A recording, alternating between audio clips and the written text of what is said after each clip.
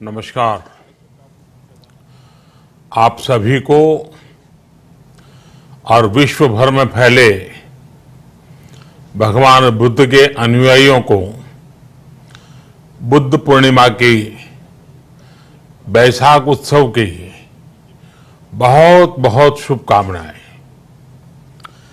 ये मेरा सौभाग्य है कि मुझे पहले भी इस पवित्र दिन पर आपसे मिलने, आप सभी से आशीर्वाद लेने का अवसर मिलता रहा है। 2015 और 2018 में दिल्ली में और साल 2017 में कोलंबो में मुझे इस कार्यक्रम से जुड़ने का, आपके बीच आने का मौका मिला था।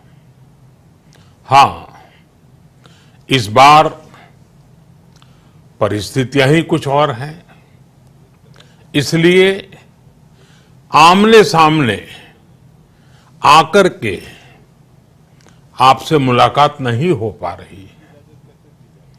साथियों,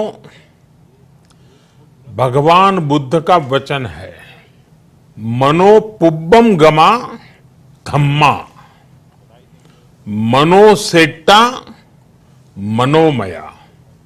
यानी धम्म मन से ही होता है, मन ही प्रधान है, सारी प्रवृत्तियों का अगुवा है। इसलिए आपका और मेरा मन का जो जुड़ाव है, उसके कारण सशरीर उपस्थिति की कभी उतनी महसूस नहीं होती। आपके बीच आना बहुत खुशी की बात होती, लेकिन अभी हालात हमें वो परमिट नहीं करते हैं और इसलिए दूर से ही टेक्नोलॉजी के माध्यम से आपने मुझे अपनी बात रखने का अवसर दिया। इससे बढ़कर के संतोष और क्या हो सकता है। साथियों, लॉकडाउन की इस विकट परिस्थितियों में भी वर्चुअल बैसाख बुद्ध पूर्णिमा दिवस समारोह, इसके इस आयोजन के लिए अंतर्राष्ट्रीय बौद्ध संघ प्रशंसा के पात्र है। आपके इस अभिनव प्रयास के कारण ही इस आयोजन में विश्व भर के लाखों अनुयायी एक दूसरे के साथ जुड़ रहे हैं। लुम्बिनी, बोधगया, सारनाथ और कुशीनगर के अलावा श्रीलंका के श्री अनुराधापुर स्तूप और वासुदेवा मंदिर में हो रहे समारोहों का इस तरह एकीकरण कितनी अद्भुत कल्पना है, कितना सुंदर दृश्य है।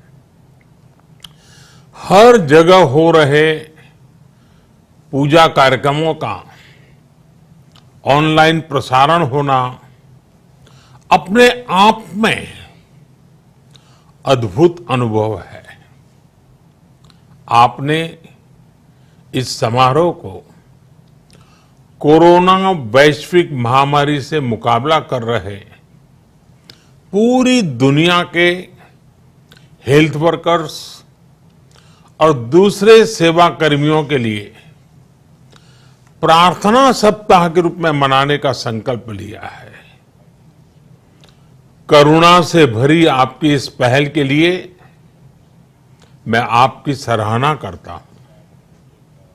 मुझे पूरा विश्वास है कि ऐसे ही संगठित प्रयासों से हम मानवता को इस मुश्किल चुनौती से बाहर निकाल पाएंगे। लोगों की परेशानियों को कम कर पाएंगे।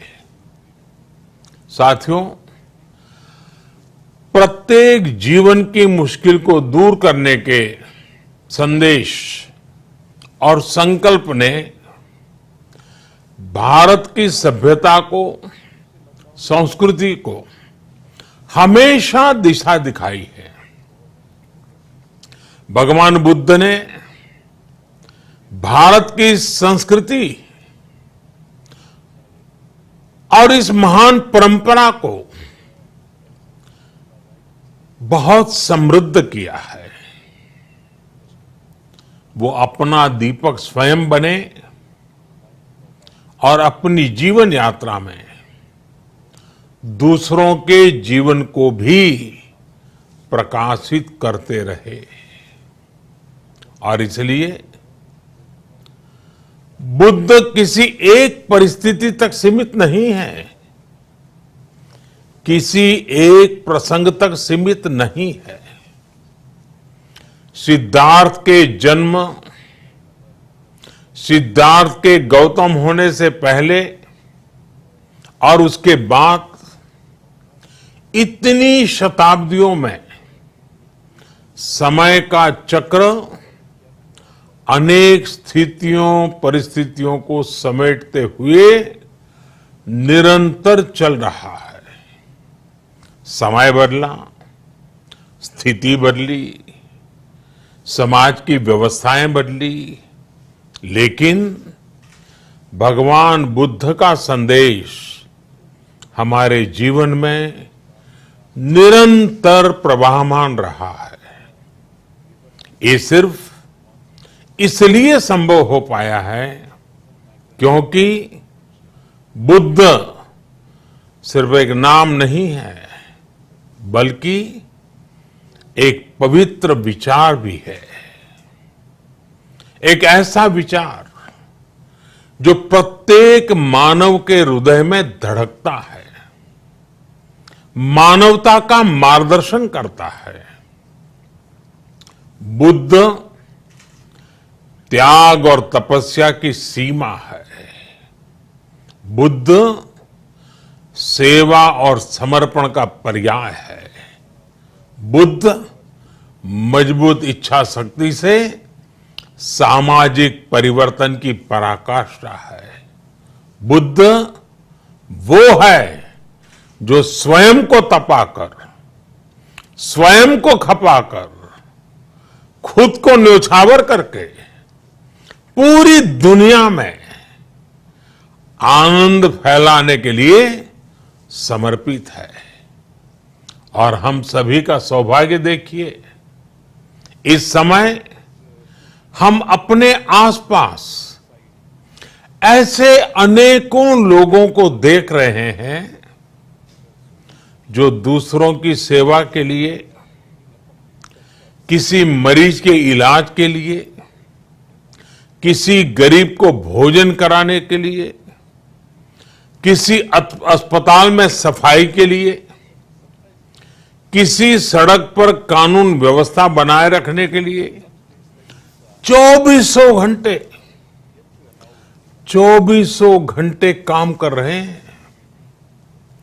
भारत में, भारत के बाहर ऐसा प्रत्येक व्यक्ति, विश्व के हर कोने में ऐसा प्रत्येक व्यक्ति अभिनंदन का पात्र है, नमन का पात्र है।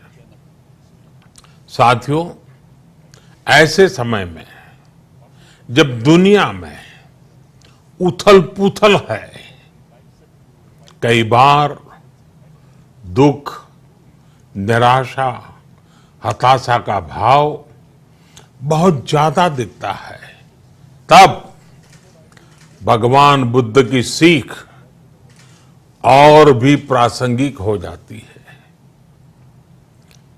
भगवान बुद्ध कहते थे कि मानव को निरंतर ये प्रयास करना चाहिए कि वो कठिन स्थितियों पर विजय प्राप्त करे, उनसे बाहर निकले,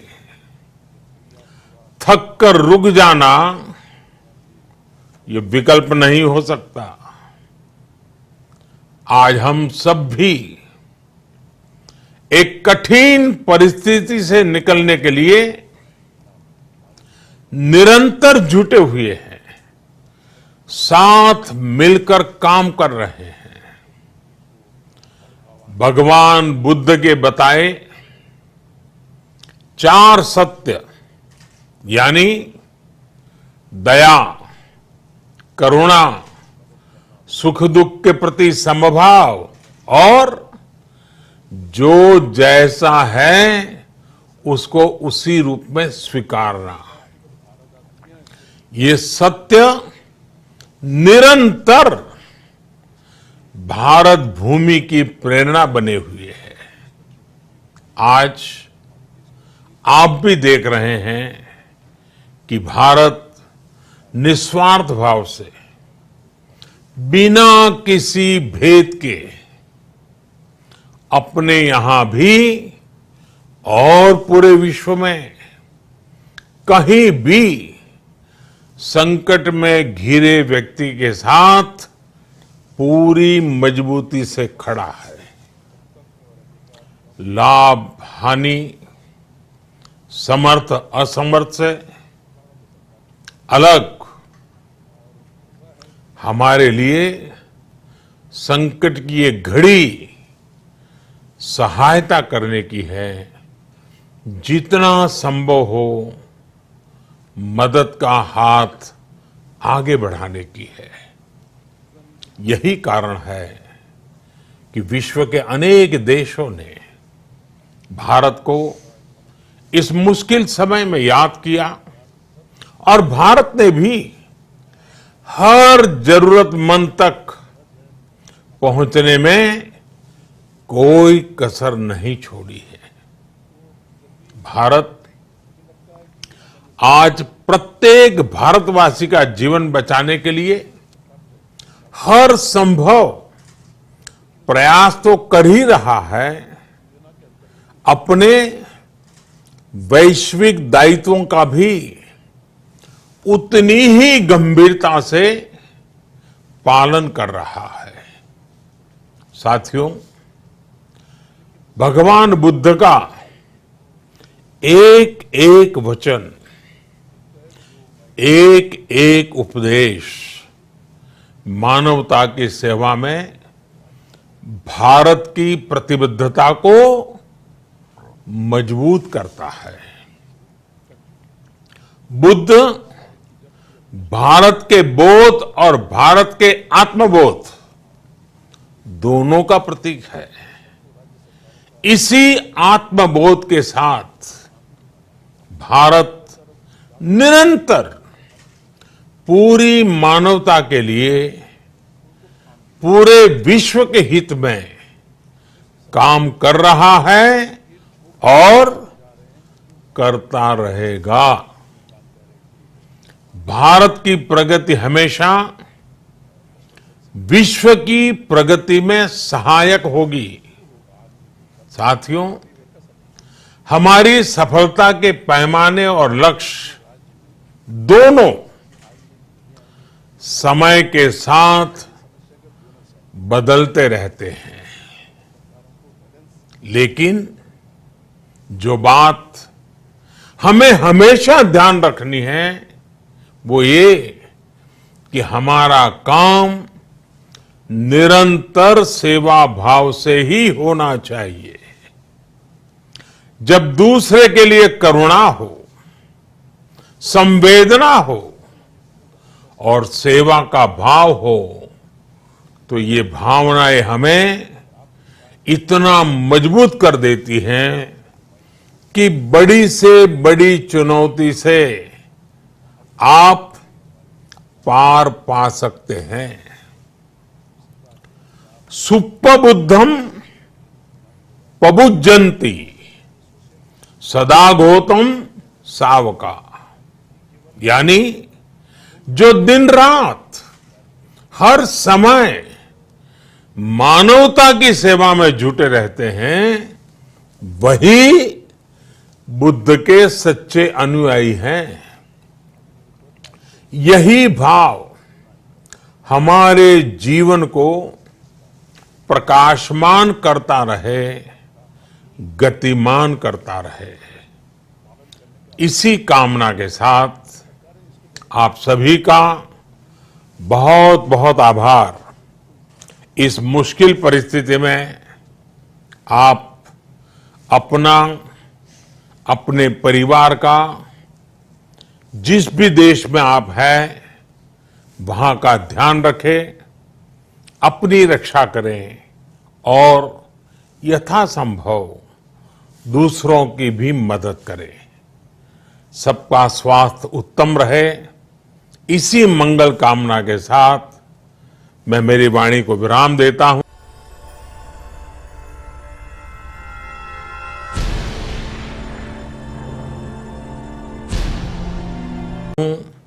धन्यवाद। सर्वमंगलम।